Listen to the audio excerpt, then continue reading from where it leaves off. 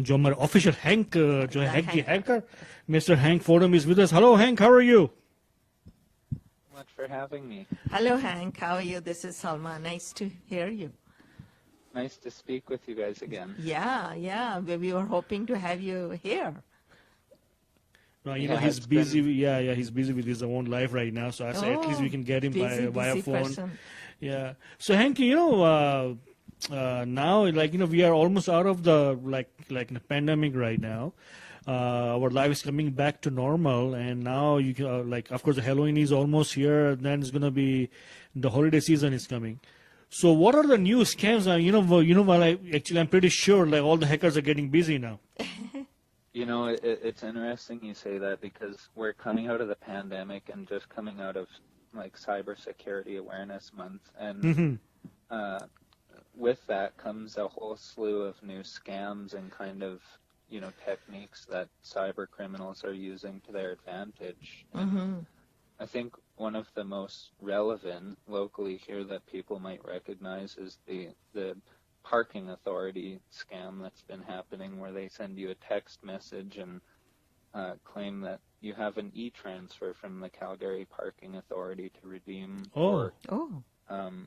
One that we've probably all read about in the news, where recently someone was trying to go to, people were going to an older demographic's doors, their front doors at their home, and basically some kind of method to bypass that or take advantage of it. That's the reason. I think of the two-factor exhaustion techniques that were used against Uber and Take-Two, the developers of Grand Theft Auto recently, where they just kept spamming the two-factor authentication login request until the employee accepted it. Okay. You know, it was in the news yesterday. I think, you know, someone got a kind of a phone call from the NMAX. Like, they have to pay their bill about $3,200. Please go to this store and pay via machine. And luckily, I think the guy went there, and the machine was kind of for those coins instead of cash. Then he kind of, you know, suspected, something is wrong here. And then, of course, the NMAX came. They said, no, we will never ask you to go and deposit into any machine. So, and of course, you know, I think it was, news, I believe today, I think, one of the employee got, a message from his boss to buy $10,000 worth of the, iPhone cards, gift card. And then you give me the code. And the guy said, something's wrong here, but he bought the cards anyways.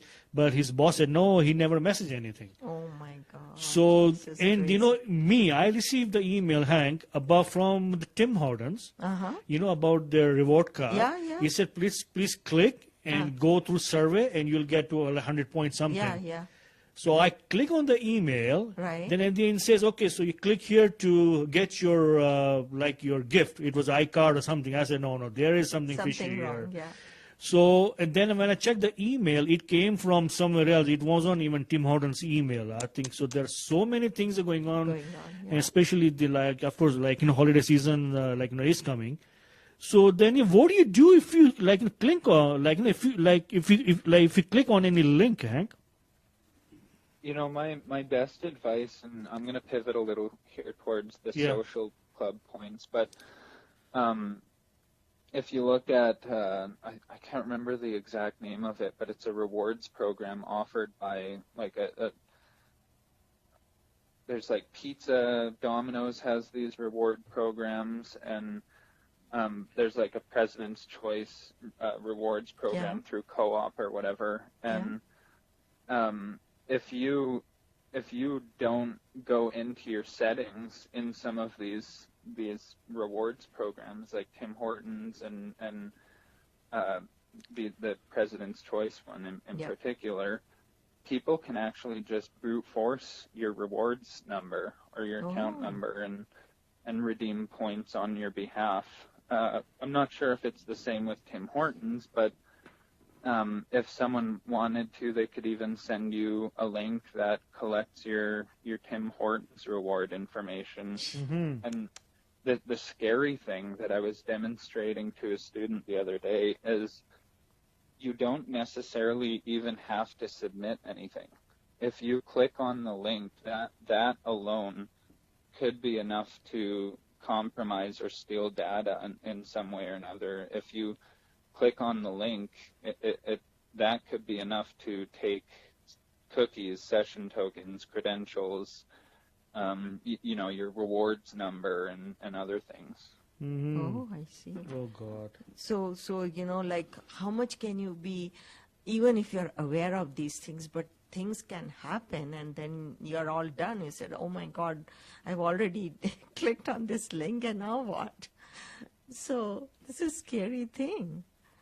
To keep yourself at a bit of an advantage, Yeah. On top of awareness and everything else, I think that like downloading the application for the rewards program that you might be concerned about, like say you were worried about someone compromising your Tim Hortons rewards because you had a lot of points that you'd gained together, but if you download their app and you look inside of their settings, their user settings, there's usually features to protect your rewards points, or there's extra features to put in front of so that hackers can't take off with them so easily. So of course, like Amazon is so big right now, and I'm sure like people will be spending billions of dollars right now in next 2 months, like on Amazon. So do we have to worry about anything? Well, again, with awareness and just trying to keep abreast of the latest techniques that scammers are trying to use, like in particular the e-transfer links and like fake Amazon purchases. But one thing that I would point out for purchasing off of Amazon is keeping in mind that malicious peripherals exist, malicious accessories exist, and they've been found in the wild before. An example of that would be a charging cable. So they make a cable right now that's called OMG cable, and it looks just like an iPhone charging cord or an Android charging cord, but it gives a cyber criminal or a hacker the ability to run and execute commands on your phone as well as your computer. And in some cases, being able to do this without you wouldn't know that it's happening at all. You'd just think that your phone's charging like normal. Wow.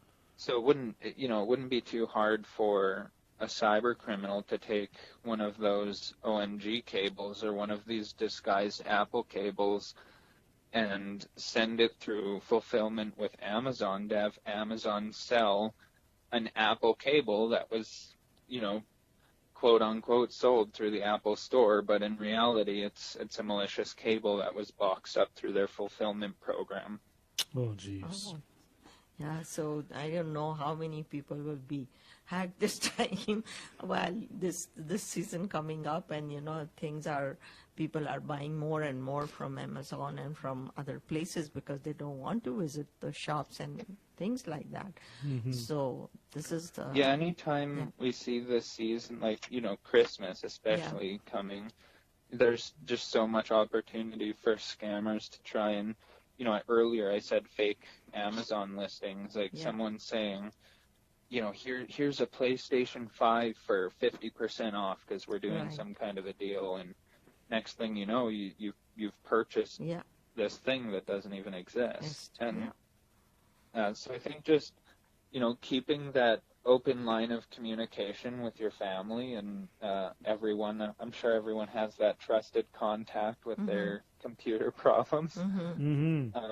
But just open line of communication, talk to your family, and if you get if you get a weird offer or a weird message, then message a friend, ask a friend about it, bring it up in a conversation, and that's how I become aware of some of these recent scam methods is by talking to friends or having friends come to me and say, hey, Calgary Parking Authority, they just messaged me with an e-transfer or something, and it's like, well, that's not real, and and now I know for sure because 10 other friends got the same thing. Same So message. Yeah. Yeah, I think it's been a week or so because I got a couple of kind of text messages. Hello, this is your friend, and hello, this is your friend, and from like a couple of like different numbers. So I blocked them. I know those are of course scammers as well. They're just trying to talk. Yeah. And just before we let you go, Rogers, what happened? I think about 2-3 months ago. Yeah. oh boy, yeah. So do you know what happened there? Any idea? It's hard to say at this point, and especially because back when it did happen, I was speculating. But I think that it definitely would have had to do with their merger from Rogers and Shaw. Sure. But, it's difficult, and I think that managing that size of infrastructure and the promise that they've sold to the whole country in terms of stable networking and reliable connection is a huge promise to upkeep. And when they're trying to do these mergers like the Shaw merger, then it creates so much potential for speed bumps. That's right. I don't think that one in particular, I don't think that was a cybersecurity concern. I think that it was just an infrastructure and management kind of concern. There's also all the drama that we've been reading about with the Rogers family in the background. So I'm sure that it was like, I don't think that it had to do with like a cybersecurity concern, but it definitely brings the question. Yeah. If the whole country can't call 911 for a few hours, how reliable is that network? Yeah, right. And I think today Minister said no to merger.